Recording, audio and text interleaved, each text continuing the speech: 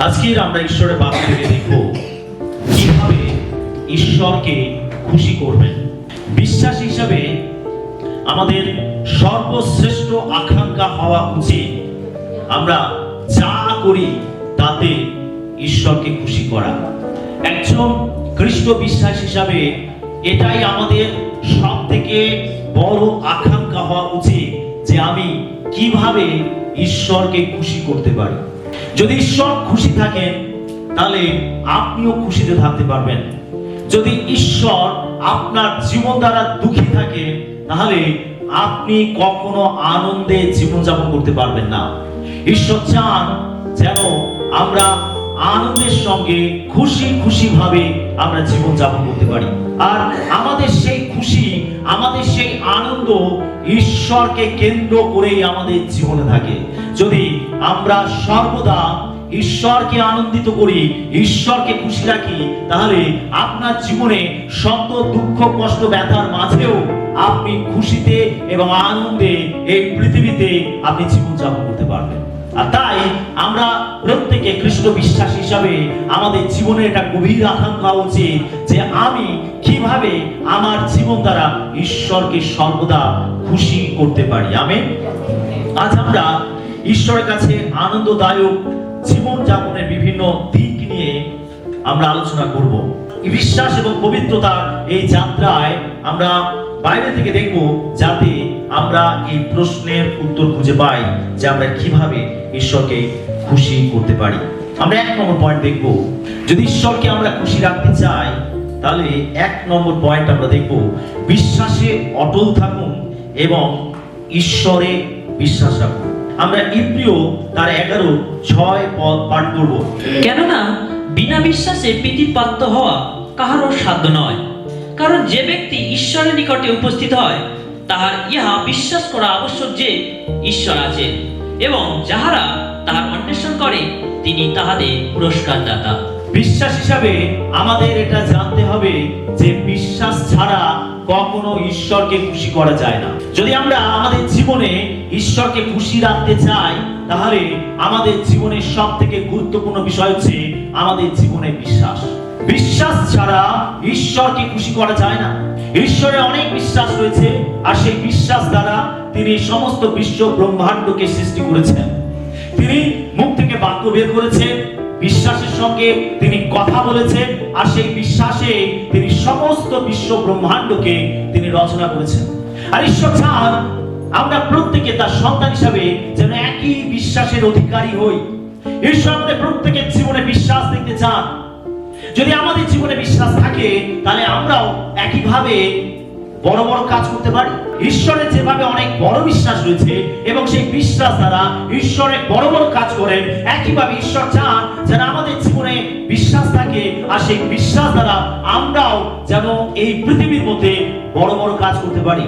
আমাদের যেমন বিশ্বাস থাকবে আমরা তেমনই ঈশ্বরের মহিমা আমাদের জীবনে দেখতে পাবো। আমরা দেখেছি প্রভু যীশু খ্রিস্ট যখন এই পৃথিবীতে ছিলেন তখন অনেক অসুস্থ পীড়িত মানুষ যিশুর কাছে এসেছিল আরোগ্য লাভ করার জন্য এবং যিশু তাদেরকে বলতেন তোমার যেমন বিশ্বাস তেমন তোমার প্রতি ঘটুক। আমাদের জানতে হবে যে বিশ্বাসের পরিমাপ রয়েছে। সেটা বেদপৌল বলেন যার যেমন পরিমাণে বিশ্বাস রয়েছে ঈশ্বর সেই মতো তার জীবনে কাজ করুক, সেই মতো সে কথা বলুক। প্রিয় বিশ্বাসী, বিশ্বাসের পরিমাপ রয়েছে। কারোর বিশ্বাস ছোট, কারোর বিশ্বাস বড়, আবার কারোর বিশ্বাসই নেই। বিভিন্ন ক্যাটাগরির বিশ্বাস আমাদের মধ্যে রয়েছে। আমরা বিভিন্ন ধরনের বিশ্বাসী। কেউ অল্পতে ভেঙে পড়ি, কেউ অনেক সমস্যায় আবার টিকে থাকি। আর এটা প্রমাণ করে যে আমাদের জীবনে বিশ্বাস সকলের একই রকম নয়। বিশ্বাসের বিভিন্ন ভাগ রয়েছে। আমাদের কারোর বিশ্বাস অনেক মজবুত, আবার অনেকে রয়েছি আমরা অল্প বিশ্বাসী। কিন্তু প্রভু চান যেন আমরা প্রত্যেকে অনেক বড় বিশ্বাসের অধিকারী হই, কারণ বিশ্বাস ছাড়া ঈশ্বরকে খুশি করা যায় না। আর তাই এখানে লেখা রয়েছে বিনা বিশ্বাসে প্রীতির পাত্র হওয়া কাহারও পক্ষে সাধ্য নয়। প্রীতির পাত্র হওয়া অর্থাৎ ঈশ্বরের প্রিয় পাত্র হওয়া কারোর পক্ষে সাধ্য নয় যদি না তার মধ্যে বিশ্বাস থাকে। আমার আপনার প্রত্যেকের মধ্যে যদি বিশ্বাস না থাকে আমরা কখনো ঈশ্বরকে খুশি রাখতে পারবো না। যদি ঈশ্বরকে খুশি রাখতে হয় তাহলে আমাদের জীবনের সব থেকে বেশি প্রয়োজন আছে বিশ্বাস রাখা। হালেলুয়া। সে ঈশ্বর তার বাক্যে বলছেন, আমার ধার্মিক ব্যক্তি বিশ্বাসে তু বাঁচিবে। আমার আপনার বিশ্বাস আমাদেরকে বাঁচিয়ে রাখে। আমরা এই পৃথিবীতে বিভিন্ন চ্যালেঞ্জের মুখোমুখি হই, বিভিন্ন পরীক্ষার সম্মুখীন হই, আমাদের বিভিন্ন সমস্যার মধ্যে থেকে যেতে হয়। আর এই সমস্ত সমস্যা, চ্যালেঞ্জ, দুঃখ, কষ্টের মধ্যে যেটা আমাদেরকে টিকিয়ে রাখে, যেটা আমাদেরকে উদ্ধার করে, যেটা আমাদেরকে আগিয়ে নিয়ে চলে, আর সেটা হচ্ছে আমাদের বিশ্বাস। যার যেমন বিশ্বাস সে সেইভাবে তার পরীক্ষার উপরে জয়লাভ করে থাকে। বিশ্বাস আমাদেরকে বাঁচিয়ে রাখে। আর সেই জন্য ঈশ্বর আমাদের প্রত্যেকের জীবনে বিশ্বাস দেখতে চান। হালেলুয়া। তাই আমাদের ঈশ্বরের উপরে বিশ্বাস রাখতে হবে, আমাদের তার বাক্যের উপরে বিশ্বাস রাখতে হবে, আমাদের বিশ্বাসের মানুষ হতে হবে। আমরা দেখতে পাই আব্রাহাম তিনি বিশ্বাসের আদি পিতা ছিলেন। যখন ঈশ্বর তাকে ভগবানই করেছিলেন, ঈশ্বর তার জীবন সম্বন্ধে বলেছিলেন যে আমি তোমাকে তোমার অবিবাহিত সন্তান দেব। যদিও তার অনেক বয়স হয়েছিল, 100 বছর বয়স, আর এই 100 বছর বয়সে আব্রাহাম সন্তান লাভ করেছিল। যখন তার 75 বছর বয়স ছিল, তখন ঈশ্বর তার কাছে প্রতিজ্ঞা করেছিলেন, আমি তোমাকে তোমার অবিবাহিত সন্তান দেব। আব্রাহাম নিজের দেহের দিকে যখন তাকিয়েছিল, নিজের শরীরের দিকে যখন তাকিয়েছিল, তখন তার শরীর, তার পরিস্থিতি বলছিল যে কখনো সম্ভব নয়, এই বয়সে সন্তান লাভ করা কখনো সম্ভব নয়। কিন্তু তিনি যখন ঈশ্বরের রব শুনেছিলেন, ঈশ্বর যখন তাকে বলেছিলেন, আর বাইবেল বলছে আব্রাহাম ঈশ্বরের বাক্যকে বিশ্বাস করলেন। হালেলুয়া। আর সেই বিশ্বাস তাকে ধার্মিক গণিত করলো। সেটা আমাদের পরিস্থিতির দিকে নয়, আমাদের ঈশ্বরের বাক্যের উপরে বিশ্বাস রাখতে হবে। আমেন। পরিস্থিতির দিকে নয়, পরিস্থিতি কি বলছে, শরীর কি বলছে, অবস্থা কি বলছে, ডাক্তারের রিপোর্ট কি বলছে, না, আমরা এই দিকে তাকাবো না, আমরা তাকাবো ঈশ্বরের দিকে। হালেলুয়া। আমাদের বিশ্বাসের মানুষ হতে হবে, কেন আমাদের বিশ্বাসই ঈশ্বরকে খুশি রাখে। কখনো আপনার বিশ্বাসকে দুর্বল হতে দেবেন না। পরিস্থিতি যতই আপনাকে চাপ দিক, সমস্যা যতই আপনাকে ঘিরে ধরুক, আপনি কখনো আপনার বিশ্বাসকে দুর্বল করবেন না। যিশু সবসময় তার শিশুদেরকে বলতেন, বিশ্বাস কর, বিশ্বাস কর, কেন সন্দেহ করলে বিশ্বাস কর। আজকে প্রভু চান আমাদের জীবনে একই বিশ্বাস দেখতে। আমাদের প্রত্যেকে বিশ্বাসের মানুষ হতে হবে। Hallelujah, hallelujah. আজকে আপনি যে পরিস্থিতির মধ্যেই পড়ে থাকুন না কেন, আপনি শুধু ঈশ্বরকে বিশ্বাস করুন, তার বাক্যকে বিশ্বাস করুন। দেখবেন যে পরিস্থিতি আজ আপনার মধ্যে রয়েছে, যে কঠিন পরিস্থিতির মধ্যে আপনি পড়ে রয়েছেন, আপনার বিশ্বাস দ্বারা সেই পরিস্থিতির উপরে আপনি জয় লাভ করবেন। হালেলুয়া। আর ঈশ্বর এটা দেখতে চান আমাদের জীবনে। যখন এই বিশ্বাস আমাদের জীবনে থাকে, তখন ঈশ্বর আমাদের জীবন দ্বারা খুশি হন। আমেন। 2 নম্বর পয়েন্ট আমরা দেখব, জীবনের সমস্ত ক্ষেত্রে পবিত্রতার সন্ধান করুন। যদি আমরা ঈশ্বরকে খুশি রাখতে চাই, তাহলে আমাদের পবিত্রতার সন্ধান করতে হবে। পবিত্রতা আমরা 1 পিতর 1:16 পাঠ করব। কেননা লেখা আছে, তোমরা পবিত্র হইবে, কারণ আমি পবিত্র। ঈশ্বর আমাদের পবিত্র হওয়ার জন্য আহ্বান করেন, আমাদের প্রত্যেককে আহ্বান করেন যেন আমরা তার কাছে আসি এবং পবিত্র হই। ঈশ্বর বলেন, আমি পবিত্র, তোমরাও পবিত্র হবে। প্রিয় বিশ্বাসী, ঈশ্বর যখন কাউকে ডাকেন, ঈশ্বর যখন কাউকে তার কাছে আসতে বলেন, তখন তিনি তাকে প্রথম যে কাজটি করেন সেটা হচ্ছে পবিত্র। তিনি তাকে পবিত্র করেন। তিনি যখন আমাদেরকে তার কাছে ডাকেন, তখন তিনি আমাদেরকে পবিত্র করেন, আমাদেরকে পবিত্র হওয়ার জন্য আহ্বান করেন। আমরা যখন ঈশ্বর থেকে দূরে থাকি, ঈশ্বর বিহীন জীবন যাপন করি, তখন আমরা পাপের মধ্যে থাকি, আমরা অপবিত্রতার মধ্যে থাকি, আমরা অন্ধকারের মধ্যে জীবন যাপন করি। কিন্তু যখন আমরা প্রভুর রব শুনে আমরা তার কাছে আসি, তখন তিনি আমাদেরকে পবিত্র করেন। হালেলুয়া। আমরা সব কেউকে দেখতে পাই, সব কেউ অপবিত্রতায় জীবন যাপন করতো। একজন পাপী মানুষ ছিল, তার কারণ সে লোকে থেকে ঠকাতো, সে কর আদায়কারী ছিল, আর সে লোকে থেকে ঠকিয়ে কর আদায় করত।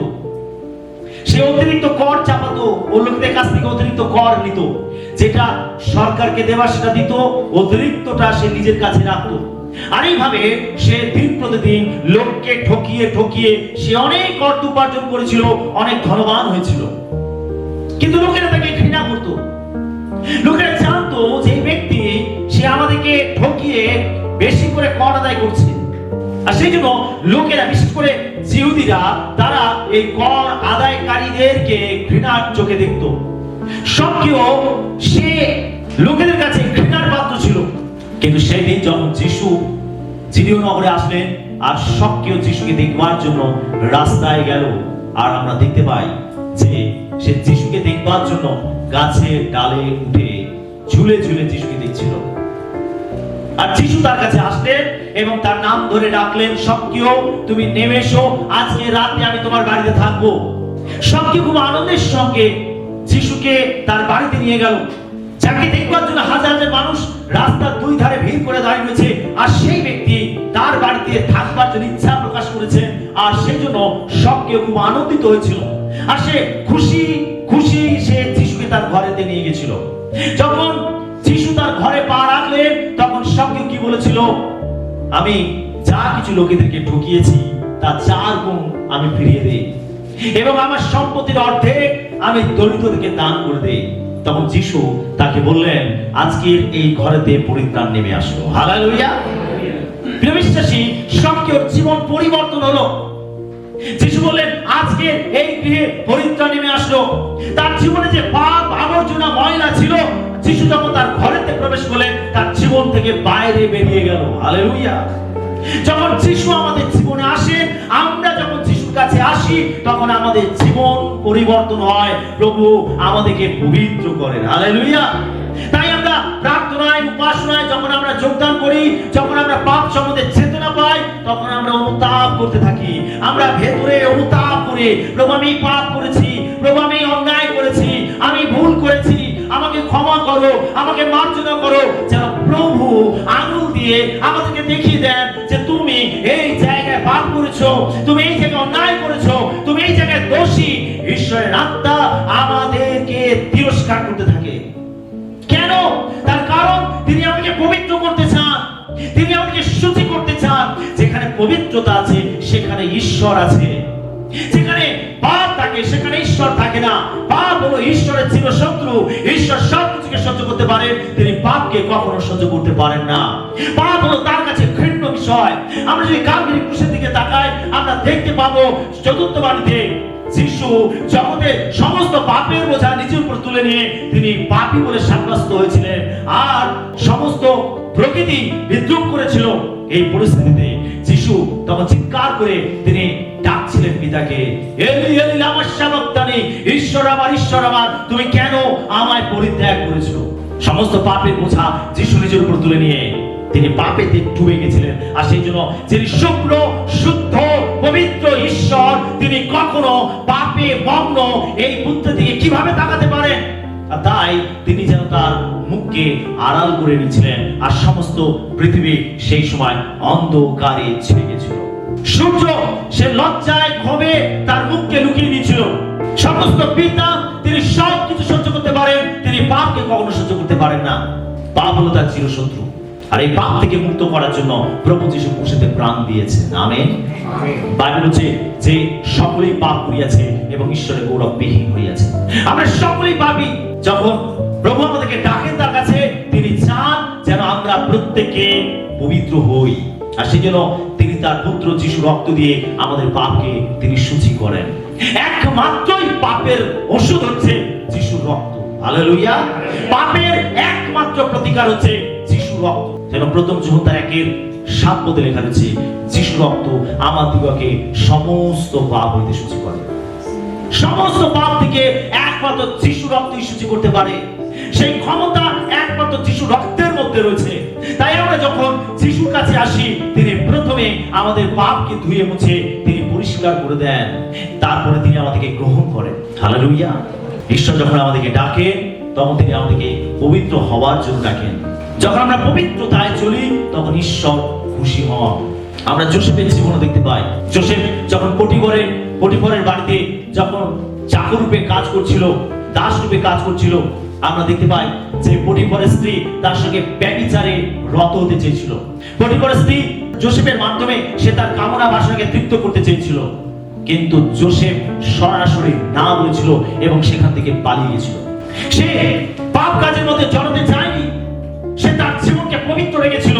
যদিও এর জন্য তাকে অনেক মূল্য চোকাতে হয়েছিল, কিন্তু আমরা পরিশেষে দেখতে পাই যে ঈশ্বর তাকে রাজ্যের দ্বিতীয় কর্তা করেছিলেন, তাকে তুলেছিলেন, তাকে আশীর্বাদ করেছিলেন। প্রিয় বিশ্বাসী, আমরা তখনই ঈশ্বরের আশীর্বাদের অংশীদার হব যখন আমরা পবিত্রতায় জীবনযাপন করব।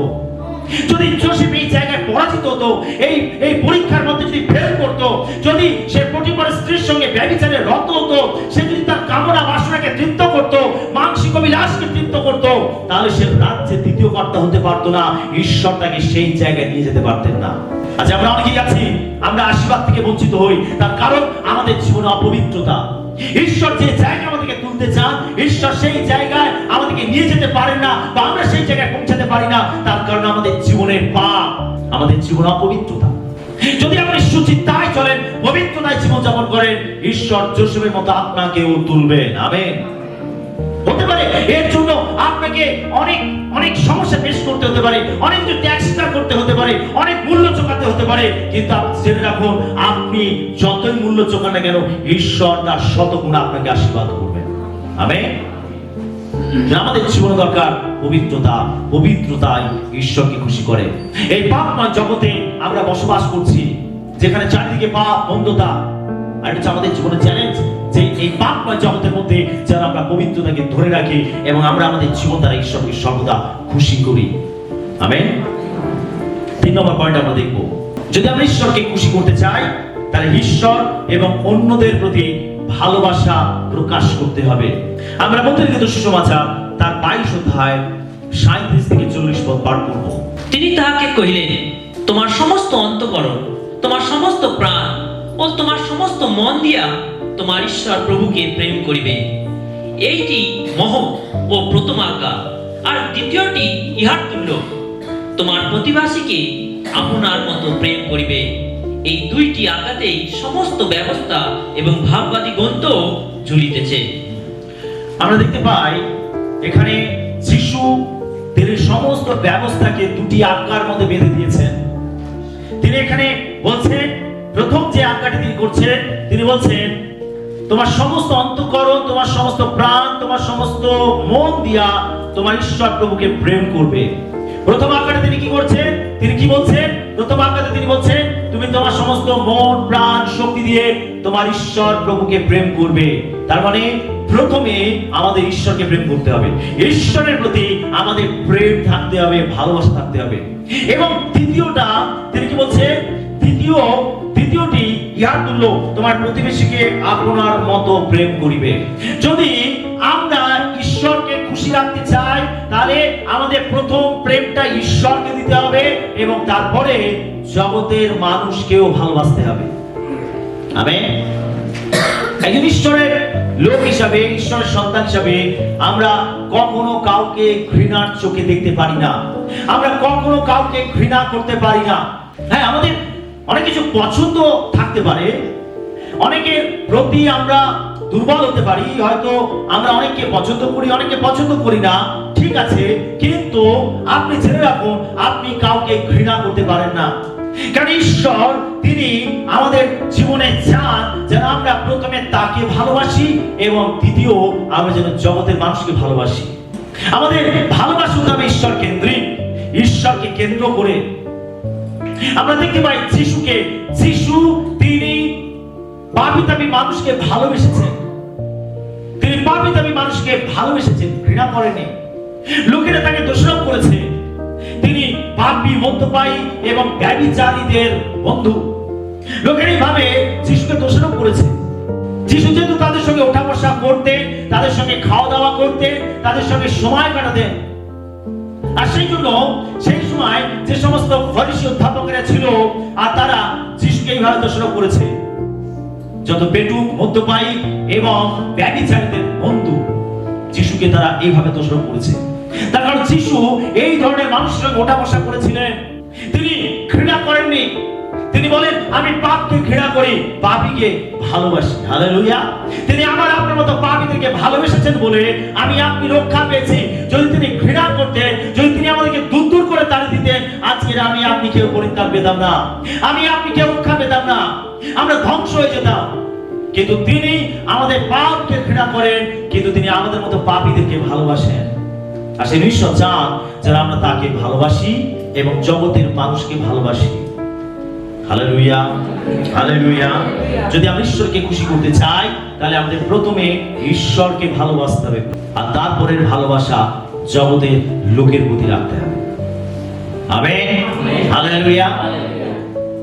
আর সেজন্য যিশু শিক্ষা দিয়েছেন, কেউ যদি তোমার এক গালে চড় মারে আরেক গালে ফিরিয়ে দেবে, যারা তোমার উপর অন্যায় উপদ্রব করে তাদের জন্য তুমি ক্ষমা প্রার্থনা করবে, যারা তোমাকে অভিশাপ দেয় তাদেরকে তুমি আশীর্বাদ করবে। এগুলো হচ্ছে প্রভুর শিক্ষা, এগুলো হচ্ছে যিশুর শিক্ষা। যদি আমরা তাকে খুশি করতে চাই, তাহলে তার শিক্ষা আমাদেরকে মান্য করতে হবে, তার শিক্ষা মতো আমাদেরকে চলতে হবে, তবেই আমাদের জীবন দ্বারা তিনি খুশি হবেন। যদি আমরা চার্চের মধ্যে আসলাম, মণ্ডলীর মধ্যে আসলাম, আমরা অনেক প্রার্থনা করলাম, আমরা অনেক আরাধনা করলাম, আমরা অনেক বাক্য শুনলাম, কিন্তু আমরা যদি তার বাক্য মতো না চলি, যদি আমরা অন্য মানুষকে ঘৃণা করি, তাহলে আমরা কখনোই ঈশ্বরকে খুশি করতে পারবো না, বা এরকম জীবন দ্বারা কখনো ঈশ্বর খুশিও হবেন না। সেটা আমাদের প্রথম প্রেম ঈশ্বরকে করতে হবে, সবার থেকে বেশি ভালোবাসা ঈশ্বরকে দিতে হবে। আমেন। যিশু বলেন, কে আমার মা, কে আমার ভাই, কে আমার বোন? যে আমার পিতার ইচ্ছাকে পালন করে, সেই আমার মা, সেই আমার ভাই, সেই আমার বোন। আমেন। তিনি আমাদেরকে তার পরিবারের মেম্বার হিসেবে দেখতে চান, তার পরিবারের সদস্য হিসেবে দেখতে চান, এক পারিবারিক রিলেশন আমাদের সঙ্গে রাখতে চান। যেভাবে আমাদের পরিবার আমাদের কাছে সবথেকে প্রিয়, আমরা আমাদের পরিবারকে সবসময় ভালোবাসি, আমাদের পরিবারের খেয়াল রাখি, যত্ন নেই। আমরা চাই না যে পরিবারের মধ্যে কেউ কষ্টের মধ্যে থাকুক, আমরা সবসময় চাই যে আমরা পরিবার নিয়ে সুখে শান্তিতে আনন্দে জীবনযাপন করব, কেননা আমাদের কাছে আমাদের পরিবার অতি গুরুত্বপূর্ণ। একইভাবে যখন প্রভু যিশু বলেন যে কে আমার মা, কে আমার ভাই, কে আমার বোন, যে আমার পিতার ইচ্ছাকে পালন করে, সেই আমার মা, সেই আমার ভাই, সেই আমার বোন, তিনি চান যেন আমরা তার বাক্যকে পালন করি এবং তিনি আমাদেরকে তার পরিবারের লোক হিসাবে গ্রহণ করে। হালেলুয়া। তিনি এক পারিবারিক রিলেশন আমাদের সঙ্গে রাখতে চান, আর সেই জন্য আমাদের তার বাক্য মতো চলা প্রয়োজন আছে। তাই আমরা প্রথমে ভালোবাসবো ঈশ্বরকে, আর তারপরে ভালোবাসবো জগতের মানুষকে। হালেলুয়া। তাই ঘৃণা নয়, ভালোবাসা। 4 নম্বর পয়েন্ট, ন্যায় বিচার এবং করুণা অনুশীলন করুন। আমরা মিখা ভাববাদী 6:8 পদ দেখব। হে মনুষ্য, যাহা ভালো তাহা তিনি তোমাকে জানাইয়াছেন, বস্তুত ন্যায় আচরণ, দয়া, অনুরাগ ও নম্রভাবে তোমার ঈশ্বরের সহিত গমনাগমন, ইহা ব্যতিরেকে সদাপ্রভু তোমার কাছে আর কিসের অনুসন্ধান করেন? আমেন। আমরা এখানে দেখতে পাই ঈশ্বর কি দেখতে চান আমাদের জীবনে, কি দেখতে চান। তিনি দেখতে চান, কি বলছে, ন্যায্য আচরণ, দয়ার অনুরাগ, নম্রভাবে তোমার ঈশ্বরের সহিত গমনাগমন। এছাড়া ঈশ্বর তোমার কাছে আর কি অনুসন্ধান করেন? ঈশ্বর আমাদের জীবনে দেখতে চান, কি দেখতে চান? ন্যায্য আচরণ, দয়ার অনুরাগ এবং নম্রভাবে ঈশ্বরের সঙ্গে চলা। ন্যায় আচরণ অর্থাৎ সঠিকভাবে জীবনযাপন, অন্যায় উপদ্রবে দ্বারা চলা নয়, নিজের শক্তিকে, নিজের পদকে, নিজের যোগ্যতাকে অপব্যবহার করা নয়। ঈশ্বর চান যে আমরা ন্যায্য ভাবে চলি, ন্যায় ভাবে চলি, এবং আমরা প্রত্যেকে দয়া করুণার মানুষ হই, একে অন্যকে দয়া করুণা দেখাই। যদি কারো জীবনের প্রয়োজন আছে, আমরা যেন তার প্রতি দয়াশীল হই। যদি কারো দয়ার প্রয়োজন আছে, করুণার প্রয়োজন আছে, আমরা যেন সেরকম হই। আমরা যেন কেউ কঠিন চিত্তের মানুষ না হই, যেখানে কোনো দয়া, মায়া, মমতা কিছু নেই। এরকম কঠিন মনা মানুষ যেন আমরা না হই। ঈশ্বর চান যেন আমরা ন্যায্য ভাবে চলি। যখন আপনি ন্যায্য ভাবে চলবেন, আমাদের প্রত্যেকের জীবনে একটা নীতি থাকা প্রয়োজন আছে, প্রত্যেকের জীবনে একটা নীতি থাকা প্রয়োজন আছে, আর সেই নীতি হচ্ছে ঈশ্বরীয় নীতি। একজন খ্রিস্ট বিশ্বাসী জীবনে ঈশ্বরীয় নীতি থাকতে হবে। ঈশ্বরের নীতি হচ্ছে ন্যায়ভাবে চলা, দয়ার অনুরাগ যেন তার মধ্যে থাকে, যেন সে অন্যের প্রতি দয়াশীল হয়, মায়া মমতা সে প্রকাশ করে, অন্যের প্রতি সে ভালোবাসা প্রদর্শন করে। দেখবেন যত দিন যাচ্ছে মানুষ নিজের স্বার্থ ছাড়া আর কিছু বোঝে না, আর যত আমরা শেষের দিকে এগিয়ে যাব, তত মানুষের মধ্যে এই স্বার্থ জনিত পাপগুলো দেখতে পাওয়া যাবে। তারা বিভিন্ন ভাবে তাদের হৃদয়কে কঠিন করে নেবে। আজ আমরা রাস্তাঘাটে বিভিন্ন জায়গাতে আমরা দেখতে পাই, আমরা যারা নিত্য বাইরে বেরোই, আমরা দেখতে পাই জগতের মাঝে লোকেদের স্বভাব, চলাফেরা, জীবনযাপন, মানুষ হলো স্বার্থপর, সে নিজেকে ছাড়া কিছু বোঝে না। কিন্তু একজন খ্রিস্ট বিশ্বাসী হিসাবে প্রভু আমাদের কাছে আশা করেন আমরা যেন ন্যায্য আচরণ করি, আমরা যেন দয়া প্রদর্শন করি এবং আমরা যেন নম্রভাবে ঈশ্বরের সঙ্গে গমনাগমন করি। হালেলুয়া। যদি আমরা ঈশ্বরকে খুশি করতে চাই তাহলে আমাদের জীবনে ন্যায় বিচার থাকতে হবে এবং করুণার অনুশীলন করতে হবে। জোরে বলি হালেলুয়া। আর এইগুলোই পার্থক্য তৈরি করবে আপনার মধ্যে। একজন ঈশ্বরবিহীন মানুষ আর একজন ঈশ্বরীয় মানুষের মধ্যে এই পার্থক্য দেখতে পাওয়া যাবে। আপনার জীবন হবে সম্পূর্ণ আলাদা, আপনার জীবন হবে ঐশ্বরিক, আপনার জীবন হবে ঈশ্বরীয়। আপনার মধ্যে দয়া, মায়া, মমতা থাকবে, আপনার মধ্যে ন্যায্য বিচার থাকবে, আপনি ন্যায় সঙ্গত ভাবে চলবেন, কোন অন্যায়কে প্রশ্রয় দেবেন না, কোন অন্যায়কে মেনে নেবেন না, আপনি কোন অন্যায় জীবনযাপন করবেন না। হালেলুয়া। 5 নম্বর বিষয় আমরা দেখব, যদি আমরা ঈশ্বরকে খুশি করতে চাই আমাদের প্রার্থনায় বসবাস করতে হবে। যদি আমরা ঈশ্বরকে খুশি করতে চাই তাহলে আমাদের প্রার্থনায় বসবাস করতে হবে। আমরা ফিলিপিও তার 4:6 পদ পাঠ করি। কোন বিষয়ে ভাবিত হইও না, কিন্তু সর্ববিষয়ে প্রার্থনা ও বিনতি দ্বারা ধন্যবাদ সহকারে তোমাদের যাচনা সকল ঈশ্বরকে জ্ঞাত করো। আমরা এখানে দেখতে পাই বাইবেল বলছে কোন বিষয়ে ভাবিত হইও না, চিন্তা করো না, কিন্তু সর্ব বিষয়ে প্রার্থনা বিনতি দ্বারা তোমাদের যাচনা সকল ঈশ্বরকে জ্ঞাত করো। অর্থাৎ একজন বিশ্বাস হিসাবে, একজন ঈশ্বরের সন্তান হিসাবে সে প্রার্থনার মানুষ হবে, প্রার্থনায় সে জীবনযাপন করবে, প্রার্থনায় বসবাস করবে। আমরা যিশুকে দেখতে পাই, যিশু এত ব্যস্ত থাকতেন যখন তিনি জগতে আমার আপনার মতো মানুষ হয়ে এসেছিলেন, তিনি পৃথিবীতে এসে আমরা দেখতে পাই যে তিনি কত ব্যস্ত ছিলেন, কত ব্যস্ততার মধ্যে তিনি দিন যাপন করেছেন। কিন্তু এত ব্যস্ততার মধ্যে থেকেও তিনি পিতার সঙ্গে প্রার্থনায় বসবাস করেছেন, তিনি পিতার সঙ্গে প্রার্থনায় সময় কাটিয়েছেন। তিনি ভিড় থেকে নিজেকে পৃথক করেছেন, তিনি নিজেকে টেনে বের করেছেন, অত ব্যস্ততার মধ্যে থেকেও তিনি নিজেকে নির্জনে নিয়ে গেছেন এবং তিনি পিতার সঙ্গে প্রার্থনায় সহভাগিতা করেছেন। আমরা অনেক সময় অনেক অজুহাত দিই, আমি ব্যস্ত ব্যস্ত ব্যস্ত ব্যস্ত, আর এই অজুহাত দেখিয়ে আমরা অনেক সময় প্রার্থনা বিহীন জীবনযাপন করি। কিন্তু আমরা যিশুকে দেখতে পাই, তিনি এত ব্যস্ততার মধ্যেও তিনি পিতার সঙ্গে প্রার্থনায় সহভাগিতা করেছেন। যদি আমরা ঈশ্বরকে খুশি করতে চাই তাহলে আমাদের প্রত্যেকদিন ঈশ্বরের কাছে আসা উচিত, প্রার্থনায় তার কাছে আসা উচিত। আমরা যখন প্রার্থনা করি তখন ঈশ্বর তিনি আমাদের সঙ্গে সহভাগিতা করেন। প্রত্যেক দিন তিনি আমাদের সঙ্গে চান গমনাগমন করতে, তিনি চান আমাদের কাছে আসতে, তিনি চান আমাদেরকে আশীর্বাদ করতে। যদি আমরা প্রার্থনায় তার কাছে না আসলাম তো তিনি কি করে আমাদের কাছে আসবেন? সেটা আমাদের প্রার্থনায় তার কাছে আসা উচিত, প্রার্থনায় তার সঙ্গে সহযোগিতা করা উচিত, তবে ঈশ্বর আমাদের জীবন দ্বারা খুশি হবেন। প্রার্থনায় অধ্যাবসায় আমাদের তৈরি করা উচিত, আমাদের প্রার্থনার মানুষ হওয়া উচিত। পৌল তিনি একজন প্রার্থনা মানুষ ছিলেন। যিশু নাম প্রচার করার জন্য তাকে বন্দী করা হয়েছিল। আমরা দেখতে পাই তিনি ইপাফ্রার সম্বন্ধে তিনি একটা জায়গায় লিখেছেন, তিনি তার পত্রে ইপাফ্রার সম্বন্ধে লিখেছেন। ইপাফ্রা তার সঙ্গে ছিল, যখন ইপাফ্রা তার সঙ্গে ছিল আর একই রুমের মধ্যে তাদেরকে থাকতে হয়েছিল। আর পৌল ইপাফ্রার সম্বন্ধে তিনি বলছেন যে ইপাফ্রা সে প্রার্থনায় কত যত্নশীল। পৌল দেখেছিল যে ইপাফ্রা একই রুমের মধ্যে ছিল এবং সে কিভাবে প্রার্থনা করছে।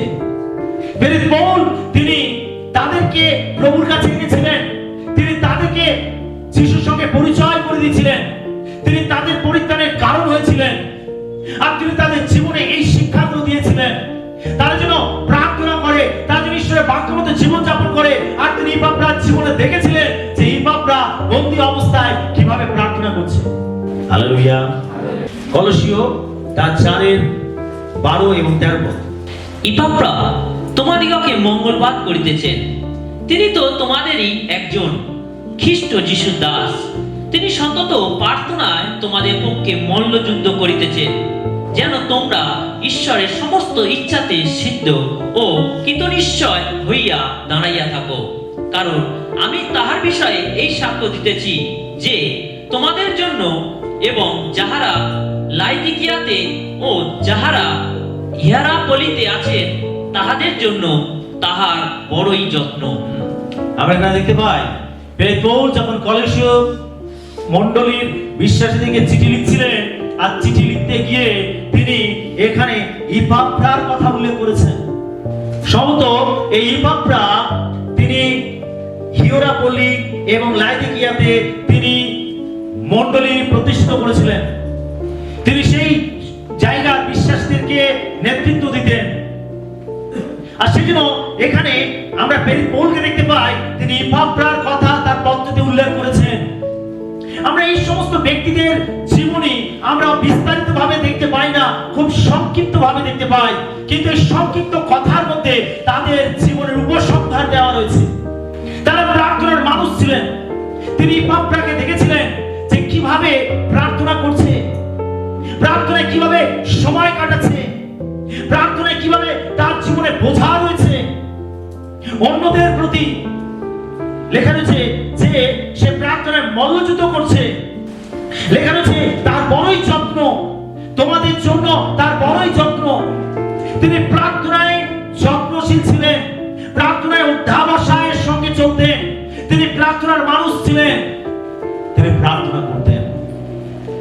প্রিয় বিশ্বাসী, আমরা যখন তাদের জীবনের দিকে তাকাই, যখন তাদের জীবনের এই সমস্ত দিকগুলোকে আমরা চিন্তা করি, আমরা অবাক হয়ে যাই যে কিভাবে বন্দী অবস্থায় একটা ছোট জায়গার মধ্যে কিভাবে তারা প্রার্থনায় সময় কাটাতেন।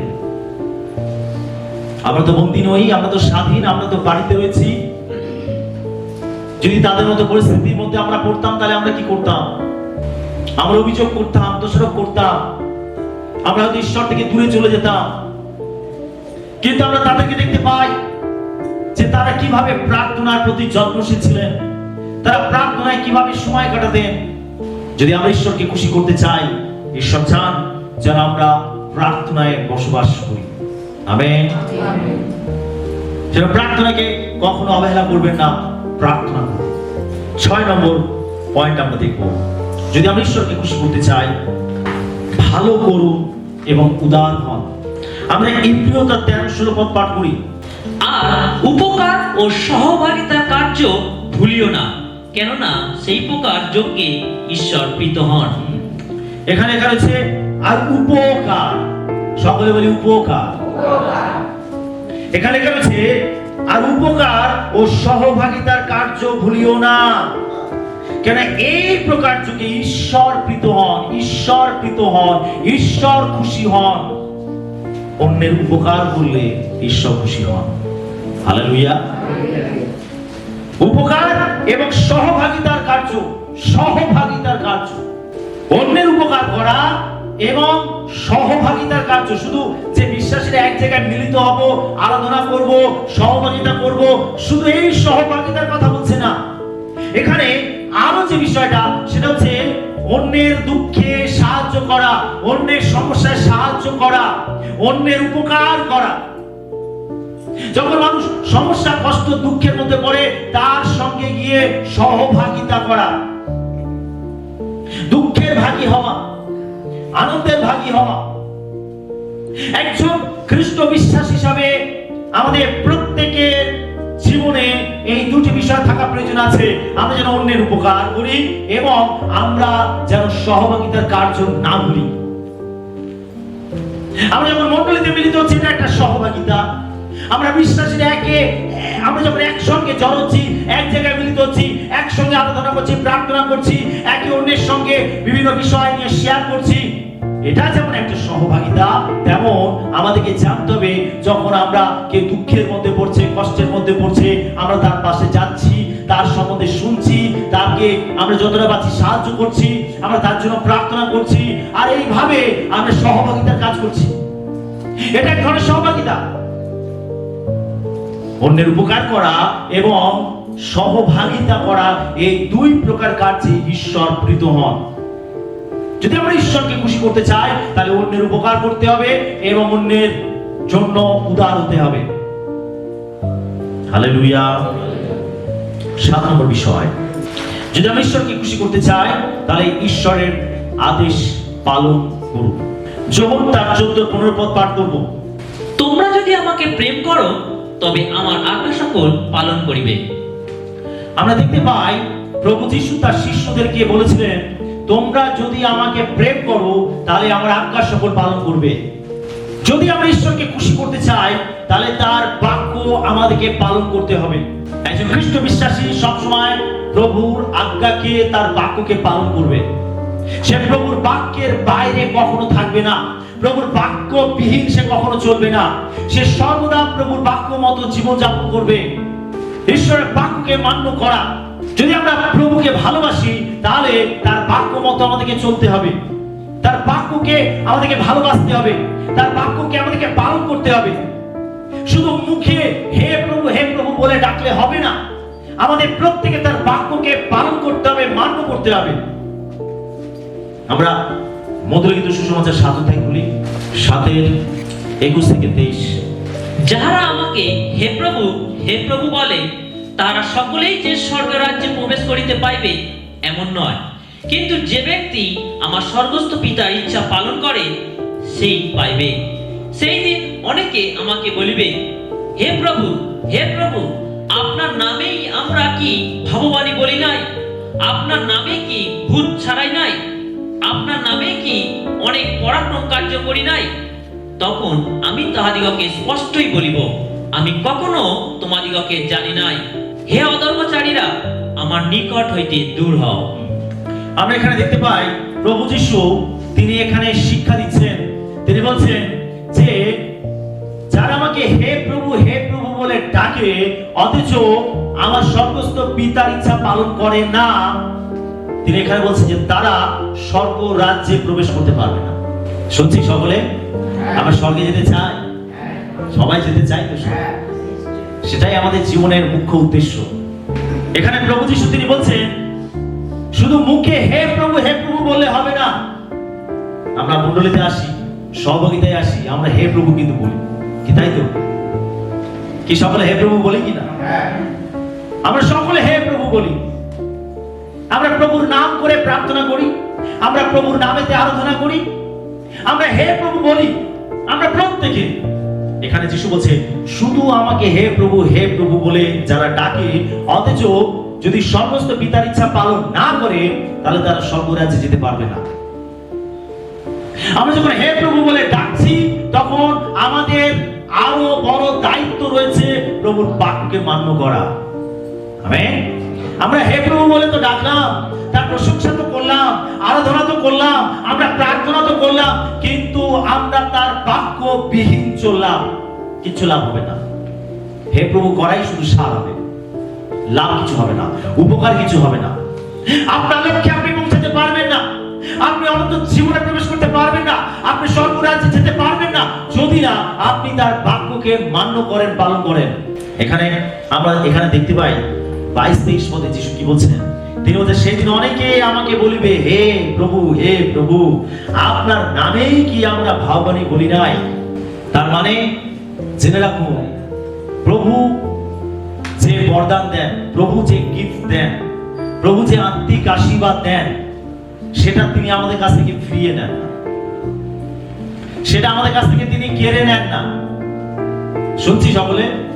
তিনি আমাদেরকে যে আশীর্বাদ দেন, যে তারুণ্য দেন, যে বরদান দেন, তিনি সেটা ফিরিয়ে নেন না।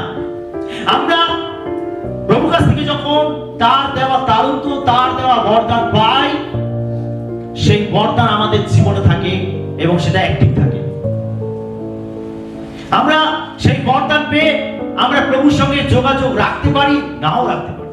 শুধু আমরা মুখে হে প্রভু বলে ডাকতে পারি, আমরা তার বাক্য মান্য নাও করতে পারি, কিন্তু তার সত্ত্বেও ওই বরদান প্রভু কেড়ে নেন না, ওই বরদান আমাদের জীবনে অ্যাক্টিভ থাকে। শেষে এখানে কি বলছেন? তিনি বলছেন তারা দরজার বাইরে দাঁড়িয়ে থাকবে যারা কেবল মুখে হে প্রভু বলেছে, যারা বরদান পেয়েছে, যারা আশীর্বাদ পেয়েছে, যারা অভিষেক পেয়েছে, অথচ তারা আমার সঙ্গে কোনো যোগাযোগ রাখেনি, আমার বাক্য মতো তারা চলেনি, কিন্তু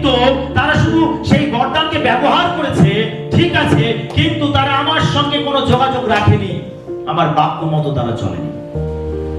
আর সেদিনে প্রভু বলছেন, আমি তাদেরকে স্পষ্ট করেই বলবো, আমার নিকট হইতে দূর হও হে অধর্মচারী, আমি তোমাকে চিনি না। তার মানে একজন বিশ্বাসী সে হে প্রভু বলে প্রভুকে সমাদর করবে। হতে পারে সে প্রভুকে ভালোবাসে, প্রভুর কাছ থেকে আশীর্বাদ পেয়েছে, বরদান পেয়েছে, অভিষেক পেয়েছে, তারপরে সে প্রভুবিহীন জীবনযাপন করেছে, সে তার বাক্যবিহীন জীবনযাপন করেছে, কিন্তু তার জীবনে সেই বরদান রয়েছে, সে সেগুলোকে ব্যবহার করেছে, কিন্তু প্রভুর সঙ্গে সে কোনো যোগাযোগ রাখেনি, প্রভুর বাক্য মতো সে চলেনি, সে হচ্ছে স্বেচ্ছাচারী। আর এরকম অবস্থায় চলতে চলতে শেষ দিন, বিচারের দিন, আর প্রভু তাদেরকে কি বলবেন? হে অধর্মচারী, আমার নিকট হইতে দূর হও। তার মানে প্রভুর সঙ্গে কানেক্টেড থাকা, প্রভুর সঙ্গে সম্পর্কে থাকা, যোগাযোগে থাকা, সহযোগিতায় থাকা, এটা প্রভু সব থেকে বেশি পছন্দ করেন। আপনার মধ্যে যে তারল্য, আপনার মধ্যে যে গিফট, আপনার মধ্যে যে বরদান রয়েছে, সেটাকে ব্যবহার করার থেকেও সব থেকে গুরুত্বপূর্ণ বিষয় হচ্ছে তার বাক্য মতো চলা এবং তার সঙ্গে সম্পর্ক রাখা। আমেন। আর এটাতেই প্রভু খুশি হন। যিশু তার শিষ্য থেকে বলছেন, তোমরা যদি আমাকে প্রেম করো তাহলে আমার বাক্য সকল পালন করবে। সেটা প্রভুর বাক্য মতো আমাদেরকে চলতে হবে, আর সেটাই হচ্ছে প্রমাণ যে আমরা তাকে ভালোবাসি। যদি আমরা প্রভুকে ভালোবাসি তাহলে তার বাক্য আমাদের মান্য করতে হবে। আপনি যখনই তার বাক্যকে অমান্য করবেন, তার মানে আপনি প্রমাণ দিচ্ছেন যে আপনি তাকে ভালোবাসেন না। আপনি যখন তার বাক্যতে চলবেন, আপনি প্রমাণ দিচ্ছেন যে আপনি তাকে ভালোবাসেন। হালেলুয়া। অনেকে অনেক টাকা পয়সা দিয়ে অনেক তাবিজ, মাদুলি, ধাগা এগুলো তৈরি করে। হ্যাঁ, তারা হয়তো প্রভুকে চেনে না, জানে না, হয়তো তারা পরজাতি, তারা সাহায্যের জন্য কোন গুণী ওঝা তান্ত্রিকের কাছে গেছে এবং সেখানে গিয়ে তাদের দ্বারা তারা সেই সমস্ত মাদুলি, তাবিজ, ধাগা, বিভিন্ন তন্ত্রমন্ত্রের জিনিস তারা ধারণ করেছে, গ্রহণ করেছে। এখন তারা যখন প্রভুর কাছে এসেছে, প্রভুর সুসমাচার পেয়েছে, যখন প্রভুর ইচ্ছা জানতে পেরেছে, তখন তাদের ডিসিশন নিতে হবে যে তারা প্রভুর বাক্যতে চলবে না প্রভুর বাক্য বিহীন থাকবে। যদি তারা প্রভুর বাক্য মতো চলতে চায়, তাহলে তাদের জীবন থেকে সেই সমস্ত মাদুলি, তাবিজ, ধাগা, সেই সমস্ত জাদুরা, তন্ত্রমন্ত্রের জিনিসগুলোকে ত্যাগ করতে হবে। যদি তারা সেগুলোকে ত্যাগ করে, তারা সেগুলোকে তাদের জীবন থেকে দূর করে দেয়, তার মানে তারা প্রভুর ইচ্ছার কাছে নিজেকে সমর্পণ করছে এবং তারা প্রমাণ করছে যে তার প্রভুকে বিশ্বাস করেছে এবং তার বাক্যতে তারা চলতে আরম্ভ করেছে। আমেন। আর যদি কেউ প্রভুর বাক্যতে চলে, সে প্রভুর বাক্যের আশীর্বাদ লাভ করবে। আমেন। সেটা আমাদের জীবনে প্রভুর বাক্য পালন করা একান্ত প্রয়োজন আছে। 8 নম্বর বিষয়, একটি কৃতজ্ঞ হৃদয় এবং অবিরাম প্রশংসা ঈশ্বরকে খুশি করে। যদি আমরা আমাদের জীবন দ্বারা ঈশ্বরকে খুশি করতে চাই, তাহলে আমাদের প্রত্যেকের মধ্যে কৃতজ্ঞ হৃদয় থাকতে হবে। অর্থাৎ প্রত্যেকটা আশীর্বাদ, অনুগ্রহের জন্য তার কাছে কৃতজ্ঞ থাকতে হবে। কৃতজ্ঞ। যখন আমরা জগতের মানুষের কাছ থেকে কোনো উপকার পাই, কোনো বিপদে কোনো বন্ধু বান্ধব, আত্মীয় স্বজন আমাদেরকে হয়তো সাহায্য করলো, আমাদের পাশে দাঁড়ালো, আমরা তখন উপকার পেয়ে আমরা তখন তাদেরকে কৃতজ্ঞতা জ্ঞাপন করি। কি করি? তো ধন্যবাদ বন্ধু, ধন্যবাদ দাদা, ধন্যবাদ ভাই, ধন্যবাদ দিদি, এই বিপদে তুমি আমাকে সাহায্য করলে, আমার পাশে দাঁড়ালে, আমি যে কি বলে তোমাকে ধন্যবাদ দেব। আমরা এইভাবে একে অন্যকে কৃতজ্ঞতা জ্ঞাপন করি। ঠিক একইভাবে ঈশ্বর চান তার প্রত্যেকটা আশীর্বাদের জন্য যেন আমরা তার কাছে কৃতজ্ঞ থাকি, প্রত্যেকটা আশীর্বাদের জন্য তার কাছে কৃতজ্ঞ থাকি। আপনার কৃতজ্ঞতা জ্ঞাপন করা উচিত। সেজন্য একটা উপাসনার মধ্যে একটা কৃতজ্ঞতা জ্ঞাপন করার সময় থাকে, আসলে হচ্ছে ধন্যবাদ দেওয়া বা সাক্ষ্য দেওয়া। আমরা উপাসনার মধ্যে এই কৃতজ্ঞ হওয়ার একটা বিশেষ সময় আমরা রাখি, যখন মণ্ডলীর মধ্যে ধন্যবাদ দেওয়া হয় এবং সাক্ষ্য দেওয়া হয়। সেখানে আমরা কি করছি? সাক্ষ্য বা ধন্যবাদ দেওয়ার মাধ্যমে আমরা ঈশ্বরের কাছে কৃতজ্ঞ স্বীকার করছি, কৃতজ্ঞতা স্বীকার করছি বা কৃতজ্ঞ হচ্ছি। প্রভুকে আমি ধন্যবাদ দেই যে প্রভু আমাকে এই সাহায্য করেছেন। প্রভুকে ধন্যবাদ দেই এই বিপদ থেকে প্রভু আমাকে রক্ষা করেছেন। প্রভুকে ধন্যবাদ দেই এই সময় প্রভু আমাকে এইভাবে তুলে ধরেছে। আমরা কি করছি? ঈশ্বরের কাছে কৃতজ্ঞতা স্বীকার করছি। এটা ঈশ্বর খুশি হন। অনেক সময় আছে, আমরা অনেক বিশ্বাসী আছে, আমরা কি করি? আমরা ঈশ্বরের কাছ থেকে অনেক আশীর্বাদ পাই, দয়া পাই, অনুগ্রহ পাই, কিন্তু তার পরিবর্তে আমরা তার কাছে সেই কৃতজ্ঞতা জ্ঞাপন করি না। আপনি বিপদে পড়ে, দুঃখ কষ্টে পড়ে প্রার্থনা করেছেন, আপনি উপবাস করেছেন, আপনি হয়তো ঈশ্বরকে ডেকেছেন, আর ঈশ্বর সেই প্রার্থনা শুনেছেন, আপনাকে আশীর্বাদ করেছেন, কিন্তু যখন কৃতজ্ঞতা জ্ঞাপন করার বিষয় আসে তখন কিন্তু আপনি আর সামনে আসছেন না, আপনি সবার সামনে এসে স্বীকার করছেন না। আর এটা প্রভুকে কখনো খুশি করে না, এটাতে প্রভু দুঃখী হন। হালেলুয়া। একবার ঈশ্বর তার সমস্ত দূতগণকে তিনি দুই ভাগে ভাগ করে দিলেন। এক দলকে পাঠালেন, যাও পৃথিবীতে আমার সন্তানরা কত প্রার্থনা করছে, সমস্ত প্রার্থনা বহন করে নিয়ে এসো। আর এক দলকে পাঠালেন যে যাও, আমি তাদেরকে যে আশীর্বাদ দিয়েছি তারা কত ধন্যবাদ প্রশংসা করছে, সেগুলোকে সংগ্রহ করে নিয়ে এসো। স্বর্গদূতদের দুইটি দল, তারা পৃথিবীতে এসে তারা মানুষের প্রার্থনা বয়ে নিয়ে যাচ্ছে ঈশ্বরের কাছে, আর ঈশ্বরের সামনে একেবারে ঝুড়ি ঝুড়ি ভরে ভরে ঢেলে দিচ্ছে। আর ঈশ্বর কত খুশি, আমার লোকেরা তারা আমাকে ডাকছে, আমার কাছে প্রার্থনা করছে, ঈশ্বর খুব খুশি। এবার ঈশ্বর অপেক্ষা করছে যে যারা ধন্যবাদ কৃতজ্ঞতা সংগ্রহ করতে গেছে তারা আসবে। সেই দূতরা যখন আসলো তখন দেখছে অল্প কিছু ধন্যবাদ এবং কৃতজ্ঞতা তার ঈশ্বরের সামনে ঢেলে দিয়েছে। ঈশ্বর থেকে অবাক হলেন, আরে আমি এত প্রার্থনা উত্তর দিচ্ছি, আমি এত সমস্যায় সাহায্য করছি, আমি তাদেরকে এত উপকার করছি, আর মাত্র এই কটা কৃতজ্ঞতা, মাত্র এই কটা ধন্যবাদ। ঈশ্বর দুঃখী হলেন। কারণ আমাদের ধন্যবাদ, আমাদের কৃতজ্ঞতা, আমাদের প্রশংসা ঈশ্বরকে খুশি করে। যখন আমরা তার কাছে কৃতজ্ঞ হই, যখন আমরা তার প্রশংসা করি, সেটা ঈশ্বরকে খুশি করে। হালেলুয়া। তাই আমাদের জীবনে দরকার কৃতজ্ঞতা, ঈশ্বরের কাছে কৃতজ্ঞ থাকা, প্রত্যেকটা আশীর্বাদের জন্য তার কাছে কৃতজ্ঞ থাকা। যখন আপনার সময় সুযোগ আসে অবশ্যই আপনি কৃতজ্ঞতা স্বীকার করুন, ধন্যবাদ দিন তাকে, গৌরব করুন তার। যখন আরাধনা প্রশংসার সময় থাকে তখন আপনি তার সামনে দাঁড়িয়ে প্রশংসা করুন, স্মরণ করুন যে প্রভু আপনাকে কিভাবে সাহায্য করেছেন, স্মরণ করুন প্রভু আপনাকে কিভাবে প্রার্থনার উত্তর দিয়েছেন, আপনি স্মরণ করুন কিভাবে আপনি তার দয়া লাভ করেছেন, আর সেগুলোকে স্মরণ করে আপনি তার প্রশংসা করুন, তার গৌরব করুন।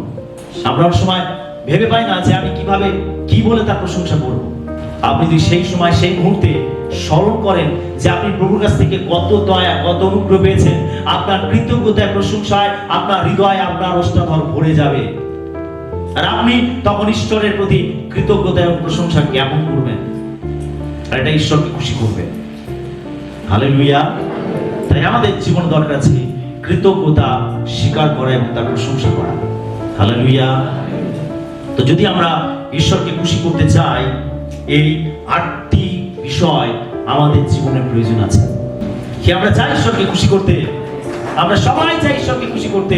আর এই 8টি বিষয় আমরা যেন স্মরণে রাখি এবং এই 8টি বিষয়কে যেন আমরা মান্য করি, তাহলে আমরা ঈশ্বরকে খুশি রাখতে পারবো। আর যদি ঈশ্বর খুশি থাকে, আপনি খুশিতে থাকবেন। ঈশ্বর যদি আপনার জীবন দ্বারা দুঃখী থাকে, তাহলে আপনি কখনো আনন্দে থাকতে পারবেন না। Hallelujah, hallelujah. তাই পৃথিবীতে শত দুঃখ কষ্ট ব্যথার মাঝেও আপনি খুশিতে থাকতে পারেন, আনন্দে থাকতে পারেন যদি আপনি ঈশ্বরকে খুশি করেন। তাই আমরা যেন সর্বদা এই গভীর আকাঙ্ক্ষা রাখি যে আমি কিভাবে আমার জীবন দ্বারা ঈশ্বরকে খুশি করতে পারি। আমরা যেন এই 8টি বিষয়কে মান্য করি এবং ঈশ্বরকে খুশি রাখি। ঈশ্বর তার বাক্যে আমাদের সবাইকে আশীর্বাদ।